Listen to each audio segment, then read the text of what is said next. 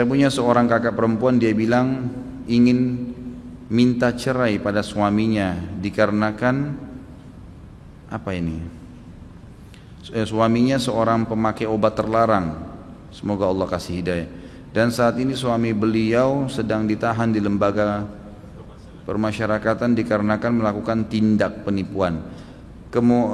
Kemungkinan suaminya akan keluar bulan 10 tahun ini. Salahkah Ustaz kalau istrinya minta cerai? Hal apa saja dalam Islam di mana istri boleh minta cerai? Tidak salah. Jadi kalau suami sudah sampai melakukan dosa besar, maka boleh istri mengajukan cerai. Itu salah satu penyebab. Jadi ada beberapa penyebab. Yang pertama karena adanya pelanggaran. Yang pertama itu adalah kekufuran, murtad dari agama, kufuran. Maka itu perbuatan syirik. Itu semuanya sudah boleh dia minta cerai. Yang kedua, semua dosa besar yang dilakukan dan dia tidak mau taubat, berzinah lah, gitu kan? Istidlalnya jelas hadis Bukhari yang pernah saya jelaskan, di mana seorang laki-laki pernah mengatakan, ya Rasulullah, sesungguhnya istri saya tidak menolak jamaah laki-laki lain. Lalu kata Nabi SAW, ceraikan. Dia bilang, tapi ya Rasulullah, saya mencintainya. Kata Nabi, tahan dan pendakwai kalau begitu. Tapi di sini opsi pertama adalah ceraikan.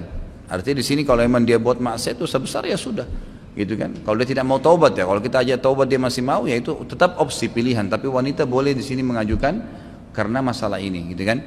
Yang ketiga, dia boleh mengajukan cerai kalau si laki-laki ya sudah hilang informasi itu.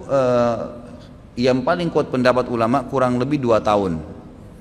Kalau misal lagi berlayar ya, pergi bekerja, lama memang nggak ada berita, nggak tahu ini hidup mati, nggak jelas.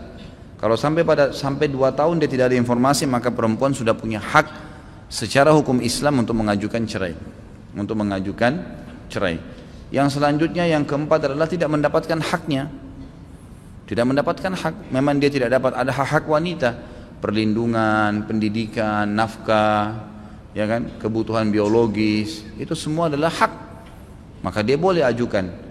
Yang terakhir adalah ulama nambahkan dengan kalau dia sudah tidak bisa lagi bertahan dikarenakan tidak ada lagi rasa suka yang bisa dipupuk, gitu.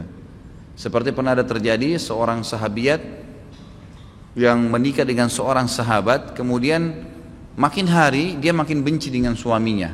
Tidak ada indikasi sihir, tidak ada indikasi apa. Karena dengan masuk Islam, kemudian banyak sahabat-sahabat yang baik-baik gitu kan. Kemudian juga banyak laki-laki yang melebihi kelebihan fisik yang banyak, maka dia pun merasa terganggu. Maka dia sempat mengatakan, ya Rasulullah, saya selalu merasa kalau melihat suami saya malah benci, saya merasa kadang-kadang tidak bisa melayani dia. Bagaimana nih ya Rasulullah? Apakah boleh saya ajukan cerai? Kata Nabi SAW, kau bisa nggak kembalikan maharnya, apa yang dia sudah kasih sama kamu?